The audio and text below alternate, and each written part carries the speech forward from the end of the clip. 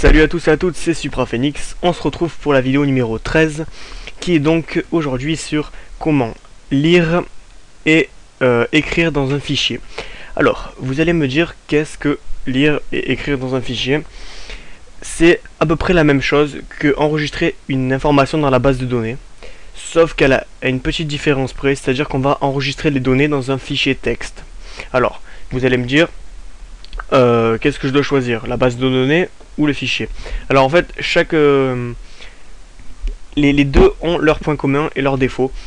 Alors il faut savoir que si vous voulez faire par exemple un espace membre ou un chat, il vaut mieux avoir une base de données, parce que vous aurez plusieurs informations à enregistrer, que vous avez besoin de l'enregistrer à long terme, de le classer.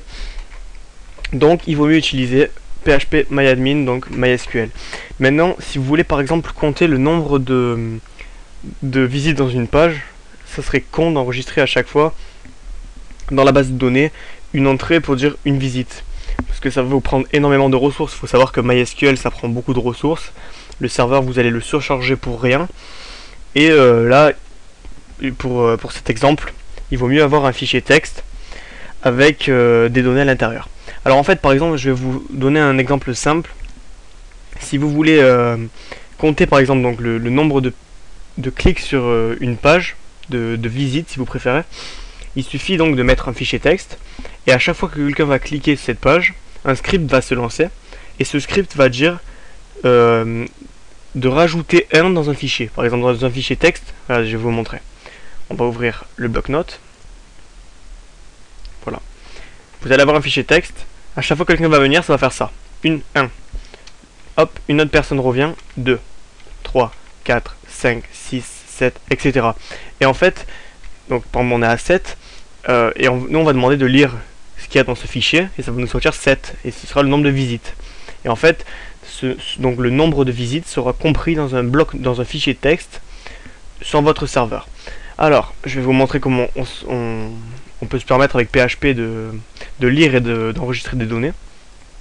On ouvre Notepad++, et donc il faut d'abord que je vous parle d'un truc qui s'appelle, donc je sais pas comment ça se prononce, moi je dis les chmod, on va dire les chmod, c'est CHMOD. En fait, les chmod c'est des permissions qui vont vous permettre de lire ou d'écrire dans un fichier.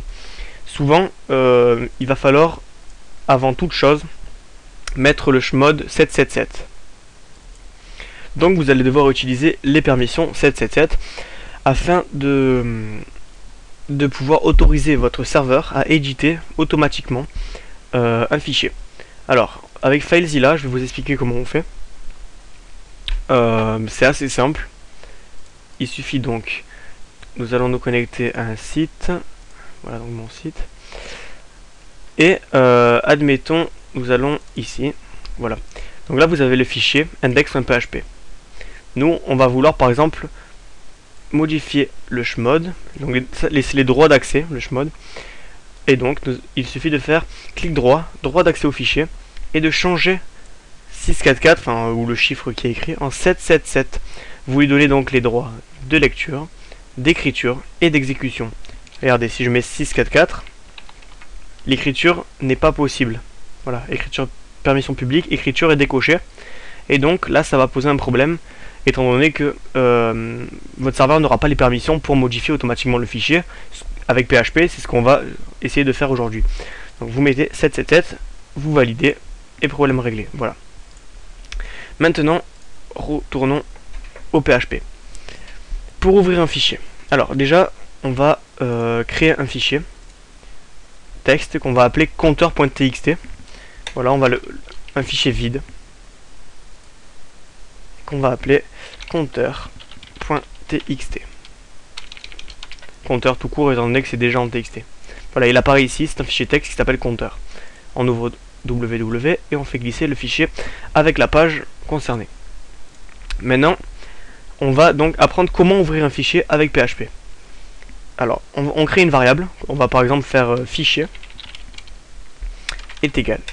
On utilise une fonction déjà toute faite de PHP qui s'appelle fopen, on va dire fopen, et voici la syntaxe. Alors ici, plusieurs choses. Dans la première partie de de la fonction, on va devoir écrire le nom du fichier. Donc nous, le fichier texte s'appelle compteur.txt. Si ça avait été un autre nom, vous modifierez aussi. Et là, on va devoir mettre une lettre. Alors, la lettre, voici comment ça marche. En fait, la lettre, c'est... On va expliquer à PHP qu'on veut ouvrir le fichier compteur.txt, mais on doit lui dire ce qu'on veut faire avec. Donc, est-ce qu'on veut le lire? Est-ce qu'on veut écrire? Est-ce qu'on veut juste écrire? Est-ce qu'on veut lire et écrire? Il va falloir lui annoncer ça. Donc, voilà les lettres possibles. Si vous mettez R, lecture seule. Donc, ça veut dire que vous voulez simplement le lire et non écrire dedans, ou le modifier ou quoi. R+, vous voulez donc lecture et écriture. Voilà, donc là c'est celui qu'on va utiliser le plus souvent. Ensuite on a A. Alors A c'est un alors c'est écriture seule. Donc là vous pouvez seulement écrire avec création automatique. Qu'est-ce que c'est création automatique? C'est-à-dire que si le fichier compteur.txt vous l'avez pas créé vous-même et qu'il n'existe pas, il va se créer tout seul. Voilà, donc ça c'est une sécurité pour éviter une erreur. Et donc A+, ça c'est vraiment le meilleur je crois. Lecture et écriture avec création automatique, voilà. Donc en gros, si vous voulez écrire dans le fichier mais qu'il n'existe pas, le fichier va se créer tout seul sur le serveur. Par contre, vous aurez sûrement un problème de permission étant donné qu'il sera pas en 777 le fichier. Parce que quand il se crée automatiquement, il ne se met pas en 777. Donc moi, je vous conseille de créer le fichier à la base et de mettre R+. Donc ici, vous mettez R+. Voilà. Ici, on demande donc à PHP d'ouvrir le fichier compteur.txt afin de le lire et d'écrire dedans dans la variable fichier. Donc maintenant, on va apprendre à fermer un fichier. Très simple. Fclose, donc open ici veut dire ouvrir en anglais. Et ici, close veut dire fermer. Donc F c'est file, file open, file close. Ici, vous mettez close la variable fichier, tout simplement. Fichier, pourquoi? Parce que on ouvre avec fichier aussi. Maintenant, on va essayer d'écrire à l'intérieur pour vous montrer comment ça marche. Alors, pour écrire, vous allez devoir, par exemple, mettre une variable qu'on va appeler ligne. Et donc, la fonction est fget. Donc, file get, c'est-à-dire obtenir. Get, obtenir. Là, on va demander de récupérer la première ligne du fichier. Donc là, il n'y a absolument rien. Donc on va mettre un echo ligne. Vous constatez que... Oh, attendez, j'ouvre Chrome.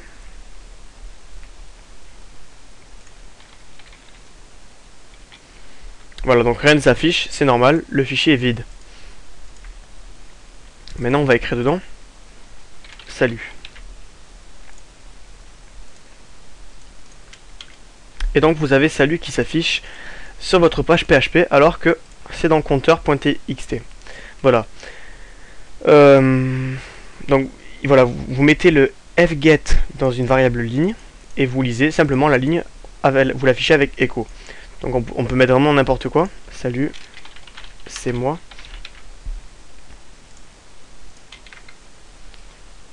Ah non, alors voilà. Là, ça ne s'affiche pas parce que ça lit seulement la première ligne. Voilà. C'est bien ce que je me disais. Voilà, donc là, ça lit vraiment la première ligne. Et au premier saut de ligne, ça ne lit plus. Ensuite, donc là, on va maintenant apprendre à écrire à l'intérieur. Alors, comment on écrit à l'intérieur déjà? Il me semble que c'est... Oui, c'est fputs. Ouais, c'est ça, put. Fputs, ok. On va essayer. Fputs fichier. Et voici la...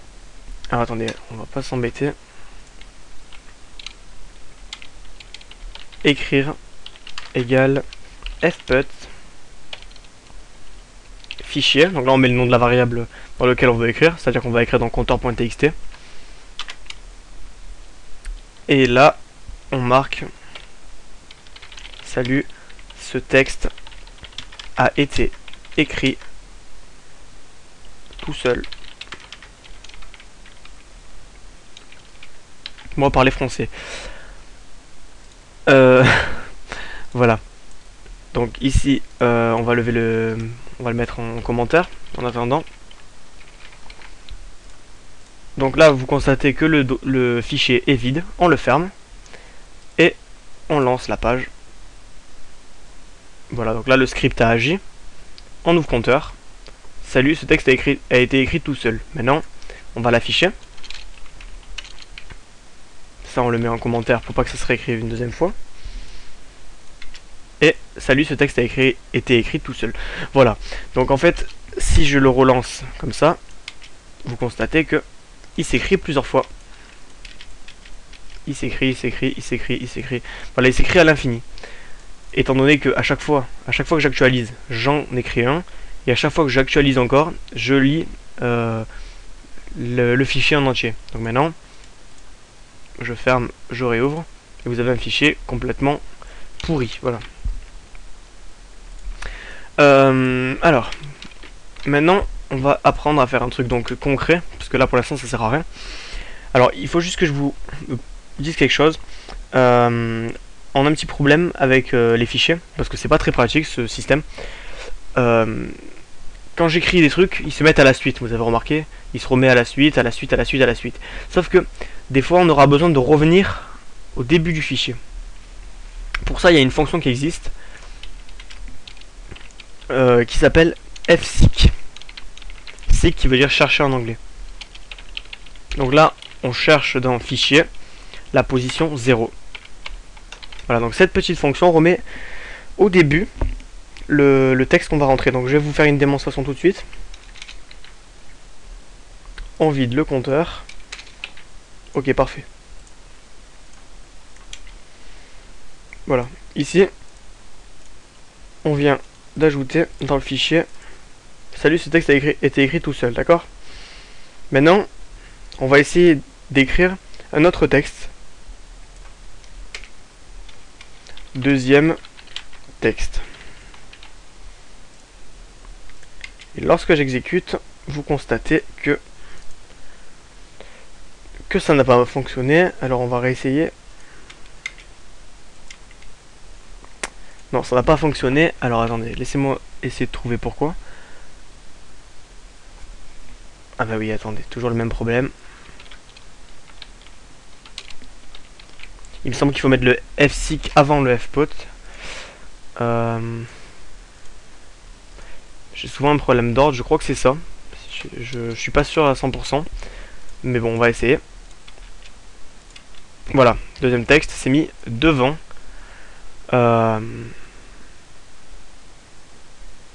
Devant, ce texte a été écrit tout seul, mais pour le coup, il y a eu un petit problème.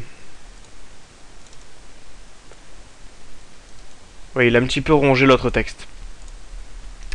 Bon, quoi qu'il en soit, il va falloir souvent se servir de fseek pour voilà, remettre à 0 le curseur. Mais il me semble que ça fonctionne pas avec les A. Voilà, il me semble que ça fonctionne pas avec les A, c'est ça. Maintenant que vous connaissez donc comment ouvrir un fichier, comment lire un fichier, écrire dans un fichier et fermer un fichier, on va créer un compteur qui va compter le nombre de fois où on a ouvert la page. Alors c'est un script qui est assez simple, donc vous n'allez pas pouvoir faire grand chose avec ces trucs. Par exemple, ce que vous pouvez faire, c'est si un jour vous avez un site avec une administration, à chaque fois que vous allez par exemple bannir un membre qui fait n'importe quoi sur votre site, par exemple vous allez le bannir, vous pouvez faire un log. Un log, c'est-à-dire un fichier qui va lister les actions. Par exemple, vous bannissez un membre, le script arrive jusqu'à la fin, et bien à la fin, vous allez ouvrir le fichier, vous allez écrire dans un fichier texte l'admin numéro 1 a banni ce membre à telle heure, blablabla, histoire de conserver un historique des actions qui sont faites sur votre site. Voilà, ça peut servir à ça, par exemple. Vous pouvez aussi faire un compteur. Bon, bien que j'aime pas trop cette technique, moi, mais vous n'allez pas pouvoir faire des grosses choses avec les fichiers. C'est vraiment juste un outil supplémentaire qui va nous permettre de faire des trucs simples. Voilà. Donc je vous montre ça. On ouvre avec fopen, ça c'est déjà fait. Est-ce qu'il est vide, compteur? Oui, non, il est pas vide. On enregistre, on ferme. Voilà. Donc nous, ce qu'on va faire, c'est on va créer une variable qu'on va appeler page vue. Voilà, donc là, ça va être le nombre de vues. On va donc lire on va récupérer dans page vue la valeur de fichier. On va lire la première ligne. Maintenant, à chaque fois qu'on va cliquer, on va exécuter le script, il va falloir faire le nombre de pages vues plus 1. Pourquoi plus 1? Pour augmenter le nombre de vues de 1 à chaque fois. Donc page vue plus plus. Alors, je vous avais déjà expliqué, c'est soit vous mettez page vue plus plus qui est un raccourci PHP, soit vous mettez page vue égale page vue plus 1. Voilà, les deux sont pareils. Je préfère mettre plus plus, c'est plus rapide et c'est déjà fait exprès. Maintenant, on remet le curseur à 0. On remet le curseur à 0 tout simplement parce que à chaque fois qu'on va rajouter 1, on va supprimer l'ancien chiffre. Donc, ce qu'on va faire, c'est fseek fichier 0. Donc, je vais vous marquer pour vous aider. Ouverture du fichier. Lecture première ligne. Ajout plus 1 chiffre page vue. Remet le curseur au début. Ensuite, on écrit bien entendu dedans fput égale fichier page vue. Donc là, j'espère que vous comprenez. On écrit le nouveau membre. On écrit le nouveau nombre plutôt. Voilà, donc on a augmenté de 1 et on l'ajoute dans le fichier. Voilà, donc on remet le curseur à 0 et on écrit le nouveau chiffre à la place, qui va remplacer donc l'autre. Ensuite, tout simplement, on ferme le fichier. Fermeture du fichier. Et bien sûr, on affiche le nombre de pages vues. Parce que sinon, donc on affiche le fget fichier qui est là. Parce que là, on l'a lu, mais on l'a pas affiché. Echo. Cette page a été visitée fois page vue. Et là, vous avez un script fonctionnel. Ah oui, alors, il faut déjà mettre 0, étant donné que ça va augmenter. Voilà, une fois, deux fois, 3 fois, 4 fois, 5 fois, 6 fois, 7 fois, 8, 9, 10, 11, 12, 13, 14, vous voyez? Donc en fait, tout simplement, ici on a 27, on va actualiser, et on a 28. Voilà, tout simplement. Alors après, vous pouvez faire un système, bien sûr, pour pas que une même personne puisse faire monter plein de fois le chiffre. En attendant, vous voyez déjà comment ça fonctionne. Et c'est infini, hein, je veux dire, le chiffre augmente, il remplace toujours l'ancien. Vous pouvez fermer le navigateur, le réouvrir, taper localhost, et bien entendu, ce sera toujours au même chiffre, donc plus 1. Alors, comme je vous ai dit, ça peut vraiment servir à plusieurs choses, mais bon, cette technique va être quand même limitée. Je voulais le faire, j'ai fait le tutoriel parce que c'est important de le savoir, mais vous allez surtout vous servir de base de données pour stocker des informations. Ça, c'est vraiment le gadget en plus qui va nous servir de temps en temps, mais pas souvent. Donc, je pense que vous savez tout à ce niveau-là. La prochaine vidéo, ce sera donc un TP. Parce que maintenant, je vais faire 2 TP encore. Je vais faire, il me semble... oui, je vais faire un blog. Comment faire un blog avec des commentaires. Et ensuite, on va faire un autre TP sur les espaces membres. Comment faire un espace membre. Là, ça va être un long tutoriel, à peu près de 30-40 minutes. Parce qu'on va le coder à la main ensemble. Ça va être vraiment le truc de base. Hein. On va pas rentrer dans les détails, faire des trucs de fou. Mais voilà, ça va être vraiment très basique. Et ensuite, je vous ferai des annexes. Comment coder proprement. Comment éviter les erreurs de base et comment les corriger quand on en a. Et le reste, on verra. Je pense que je vais m'arrêter à 19 tutoriels. Parce que après, j'aurai à peu près fait le tour. Il y aura juste un chapitre que j'aurai pas abordé. Ce sera les regex. Je vous en ai déjà parlé. Ça permet d'éviter qu'un utilisateur puisse mettre par exemple un pseudo avec des accents ou avec tel caractère, des caractères spéciaux pour limiter les chaînes de caractères que peut rentrer un utilisateur. Voilà, ça c'est un truc que je maîtrise pas du tout. Souvent je regarde des tutoriels mais j'arrive pas à imprégner.